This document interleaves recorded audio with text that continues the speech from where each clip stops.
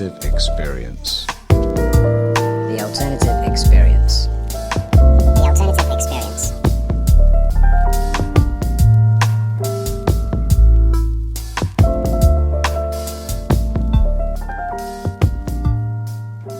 Hey everybody, Nicky Joe here. Welcome to Alternative Experience. Thanks for tuning in. So last year, I wrote a couple of articles about the pharmaceutical industry that some would say bordered on the side of conspiracy. Now, they divided opinion on my social media, partly due to the larger audience they were exposed to. I did have a more balanced conversation on platforms like Substack, where at least a handful of people still seem to be capable of a nuanced discussion. However, as last year chugged on and we came into the new year, I've actually continued to see examples that suggest that maybe I was wrong in my original articles. Now, don't worry, Pfizer did not get to me. I have not become a turncoat. I can guarantee you of that. When I say I was wrong, what I mean to say is it's actually a lot worse than I'd originally thought. Now, in those articles, I was talking about the medical industrial complex. It's kind of blatant regulatory capture, and more about the fact that doctors' hands really are tied in their jobs, as they can only really practice what's printed in these kind of industry-issued instruction manuals. Now, as such, as a direct result, I believe that modern medicine is no more than matching sort of pre-approved pills and potions to symptoms, with a kind of end goal of maximizing shareholder returns. I really do think it's gone that way, and that might sound a little bit conspiracy, but I've seen enough to form that opinion. Now, when I was talking about the corruption, I did go to great lengths to distance the actual healthcare workers from any blame, saying things like, I don't blame doctors, they're just working with the tools in their toolkit, or I know that all healthcare workers are good people and they just want to make a positive difference. Now, the core of these statements is obviously true. They are indeed good, honest people just trying to make a living like all of us. However, I now realise that is part of the kind of trap that we're supposed to fall into to ensure that the status quo is sustained. You know, we're all unhappy with the healthcare out there, but then we'll always go, well, it's not doctors' fault. They can only do what they can. And then it's this thing where we just kind of accept it. Now, I recently watched a podcast featuring Dr. John Abrahamson, and I made a bit of a frightening discovery, to be quite honest. And that's why I'm sort of doing a follow-up here. Before anyone gets the wrong idea, I wasn't listening to some kind of confirmation bias material. I have many conflicts with this person ideologically, but I did know that he played an integral role in litigating the Vioxx case, which led to the largest ever criminal fine being sort of given out. I believe that was to Merck. Before that, I believe it was Pfizer for another sort of very similar situation with another medication. Now, in that podcast, they were specifically talking about the flaws in the peer review medical research process. Now, this is a process that is so fraught with kind of deliberate negligence, corporate capture, and actually blatant corruption. And by default, none of these so-called trusted, recognized industry studies can be trusted. Now, I don't want to deviate too much into that subject on this podcast. Let's just say that it's very provably not fit for purpose, but I will elaborate on that on a future episode. I'm just in the middle of kind of putting that together. Now, I've obviously known about the flaws in research for many years due to my background in natural health. Now, we are told very flagrantly and in a very open way that it's claimed that there's no research into the efficacy of natural methods such as breathwork, plant medicines, meditation, etc., even though there are quite literally libraries full. It's so much out there. It's really big eye-opener once you discover that. However, what I'd kind of always neglected to ever think about, coming back to those statements about not blaming doctors, is do doctors even know about this corruption and fraud in research, or have they also been hoodwinked too? And it doesn't sit well with me, because the knowledge they have, that shouldn't be possible. Well, that is actually my shocking discovery. Now, doctors, according to Dr. John Abrahamson, do indeed know about the enormous flaws in research. They know about the corporate capture, and they also know that the drugs which they're approved to prescribe are actually cherry-picked specifically to maximize profit, yet they choose to just go along with it. Now, it may be hard to believe. Now, I'm not, just for a bit of clarity, I'm not suggesting that they're all part of a larger conspiracy, merely that they know the system they're working in is highly flawed, yet the vast majority do nothing about it. Now, you might be thinking, and I understand, well, if they say anything or do anything, we've seen over the last 4 years, they're just going to lose their jobs and maybe even their licenses. And I hear you loud and clear. However, their Hippocratic oath also states, first, do no harm.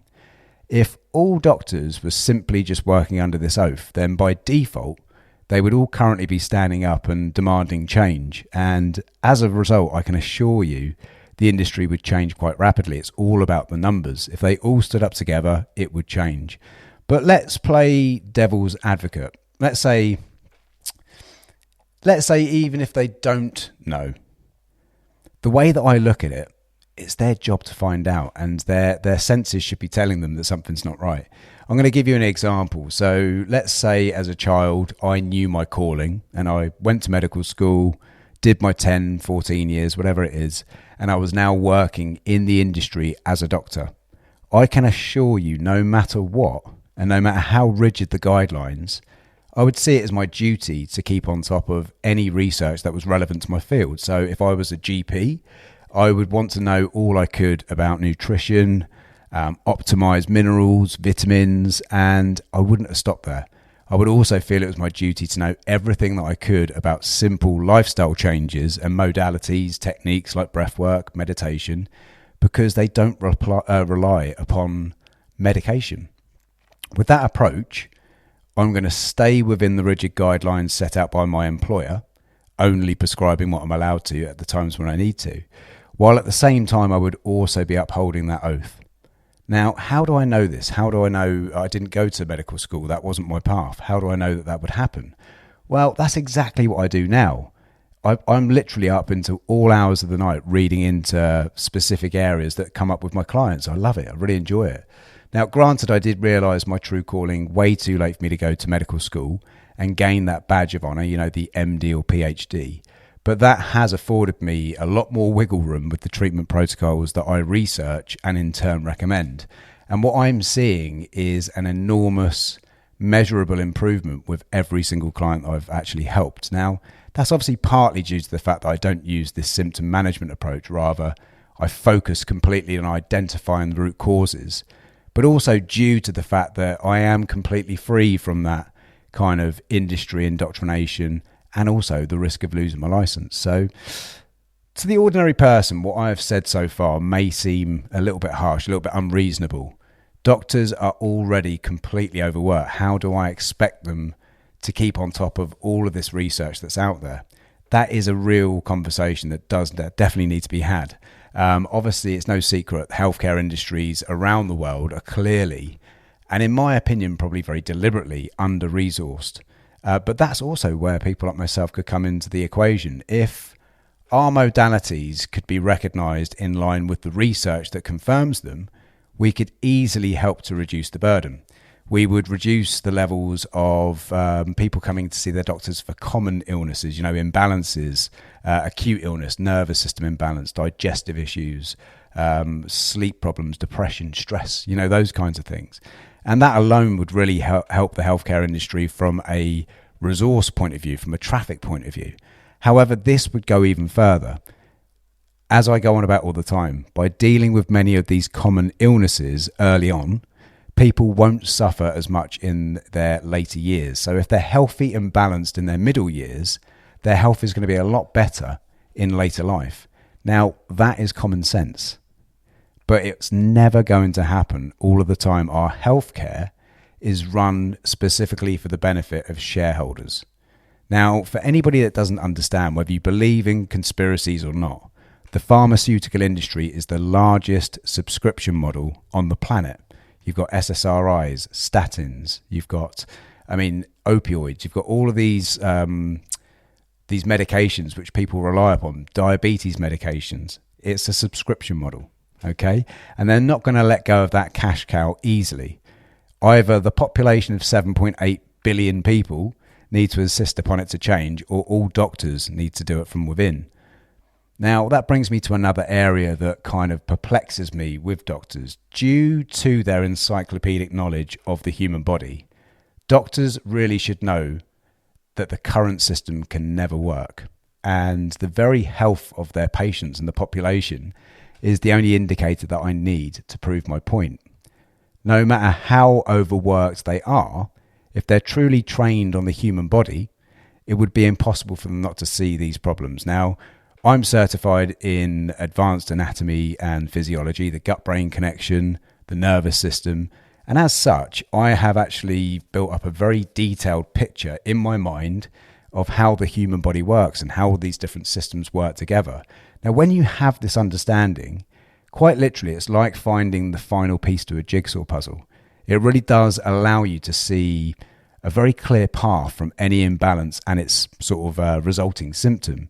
Now, either I'm a candidate to be the next Doogie Howser MD, that's one for the millennials, or there is a much larger problem. Now, this particular issue with doctors reminds me of the Milgram experiment from the 1960s, where participants were instructed to deliver what they believed to be increasingly severe electric shocks to another person. Now, what this experiment found was around 65 to 70% of participants would actually comply with those that were perceived as authority, even though they believed their actions were not acceptable.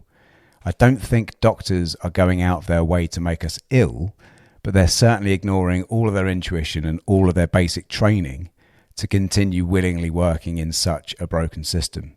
Now, another example, just to give you, in very basic biology, we are taught that the way that we breathe and the way that we feel are linked due to an intrinsic bond between our breath and our nervous system. And I've talked about it a lot. It's actually also been established science for a very, very long time that the way we feel influences the way that we breathe. So that link goes both ways, i.e. we can really influence the way we feel just simply by taking control of our breath. Now, that sounds a little bit of word salad, but it's really, really, really basic biology. And while it might be one of the most basic lessons in biology, it's completely overlooked in modern medicine. So if you had to go to see your GP and you were just feeling even slightly down, the only course of action is going to be a highly dubious SSRI, antidepressants. Now, this is not down to a lack of knowledge, because doctors understand the nervous system. They understand this intrinsic link in your biology.